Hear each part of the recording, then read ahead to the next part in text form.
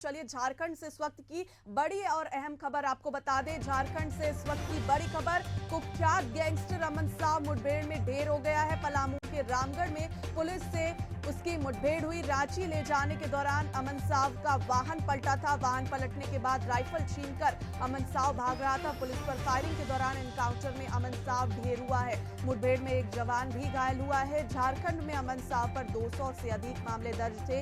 कुख्यात गैंगस्टर था अमन साव, जिसकी अब एनकाउंटर में मौत हो गई है। बता दें आपको कि वाहन पलटने के बाद राइफल छीनकर अमन साव भाग रहा था। पुलिस पर फायरिंग के दौरान एनकाउंटर में अमन साव को ढेर कर दिया गया। पुलिस से मुठभेड़ हुई थी। बता दें कि कुख्यात गैंगस्टर था अमन साव, जहां मुठभेड़ में ढेर हो गया। पलामू के रामगढ़ में पुलिस से मुठभेड़ हुई। रांची ले जाने के दौरान अमन साव का वाहन पलटा था। बता दें रायपुर से उसे रांची शिफ्ट किया जा रहा था।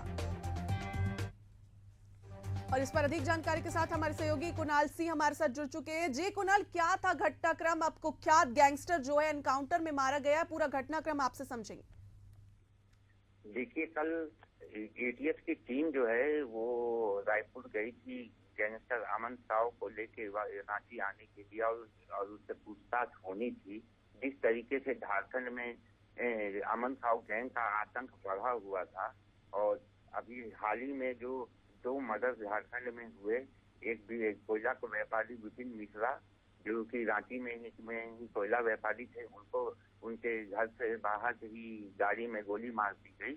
और उसके बाद अमन साहू गैंग ने ही सोशल मीडिया पे ये लिख कर ये कहा था कि हमने ही घटना की जिम्मेवारी ली थी, और कहा था कि हमने ही इनको मौत के घाट उतारा है। और ठीक उसके दूसरे दिन एनटीपीसी के डीजीएम हजारीबाग में जो कार्यरत थे कुमार गौरव, उनकी भी सेम पैटर्न पर हत्या हुई थी। उसके बाद पुलिस जो है वो लगातार अपनी दबिश बढ़ा रही थी, और कल ही झारखंड डीजीपी ने कहा था कि जेल से ही ये जो गिरोह है, अमन साव गिरोह और अमन श्रीवास्तव गिरोह जो है, ये जेल से ही अपने सारे मॉड्यूल को संचालित कर रहा है और आपराधिक घटनाओं को अंजाम दे रहा है। उसके बाद कल ही डीजीपी का ये बयान आया था। और फिर ये घटना होती है कि सुबह रात में ही रायपुर जेल से अमन साव को लेकर रांची लाया जाता है।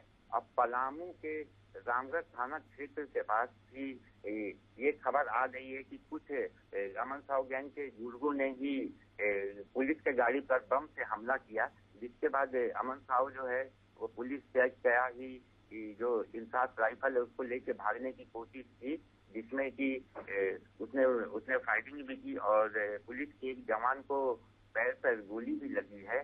और उसके बाद पुलिस ने जवाबी कार्रवाई की, और अमन साव को जो है वो गोली लगी, और जिसके बाद मौके पर ही उसकी मौत हो गई है। लेकिन अभी इस पूरी घटना की जो आधारित पुष्टि है वो अभी पुलिस कुछ कह नहीं रही है। लेकिन हमारे जो विश्वसनीय सूत्र है और वो उनका कहना है, उनके माध्यम से हम ये कह सकते हैं कि अमन साहू अब इस दुनिया में नहीं रहा है, और जो उसका आतंक था पूरे झारखंड में, उसकी भी समाप्ति हो गई है।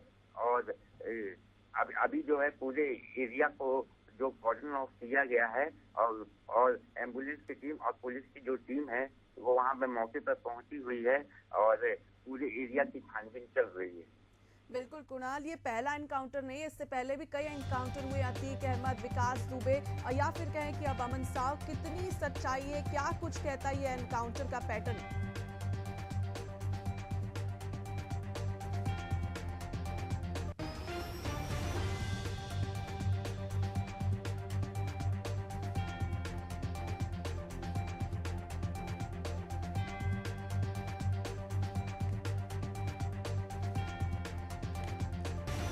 और इस मामले पर चर्चा के लिए हमारे साथ एक्स डीजीपी निर्मल कौर जी भी जुड़ चुके हैं। निर्मल जी, आपसे जानना चाहेंगे कि जो पैटर्न है एनकाउंटर का, ये किस प्रकार का लग रहा है? क्या कुछ कहेंगे इस एनकाउंटर पर, क्योंकि इससे पहले भी एनकाउंटर हुए, और अमन साव का एनकाउंटर क्योंकि एक कुख्यात गैंगस्टर वो माना जाता है।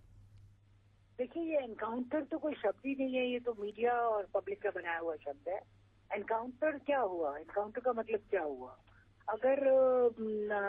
कोई अगर खतरनाक अपराधी है आपके ऊपर हमला करता है, जो पहले भी आप जानते हैं कि बहुत खतरनाक है, तो आत्मरक्षार्थ अगर कोई कार्रवाई अगर पुलिस करती है तो उसको आप एनकाउंटर नहीं कह सकते।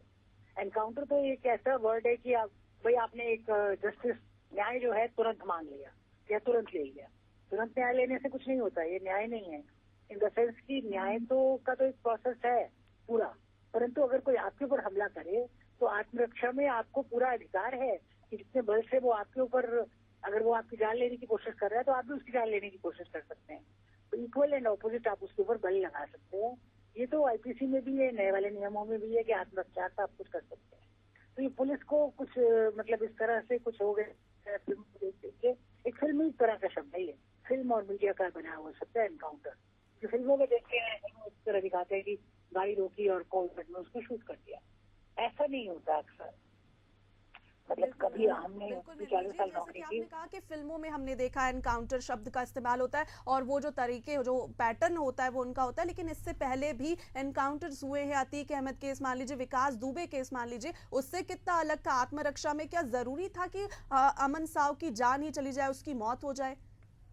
कि पुलिस वाले मारे जाए या जनता मारी जाए, सिविलियन मारी जाए, कुमार गौरव मारे जाए, कोई भी मारा जाए, उससे पहले वो विपिन मिश्रा कोई भी मारा जाए और पुलिस भी इसके हाथों मारी जाए, और मानव मतलब कि जो क्रिमिनल मानव है, जो अपराधी मानसिक प्रवृत्ति का आदमी है, उसको सब खुली छूट दे दीजिए आप।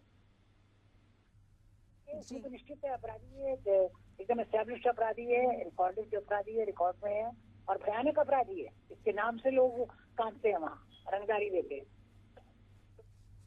जी निर्मल जी, बहुत शुक्रिया आपका हमारे साथ जुड़ने के लिए।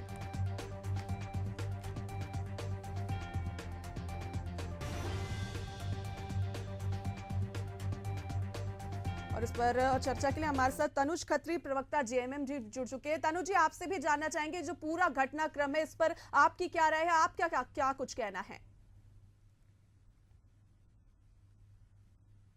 के अंदर में अपराधियों का जो हौसला जो बढ़ा हुआ था और एक स्पष्ट संदेश है हेमंत सोरेन जी की सरकार का, झारखंड की पुलिस का, कि किसी भी कीमत पर अपराधियों के मनोबल को बढ़ने नहीं दिया जाएगा। जो भी इस प्रकार से सर दर्द करेगा उसके सर को खत्म करने का काम पुलिस प्रशासन करेगी।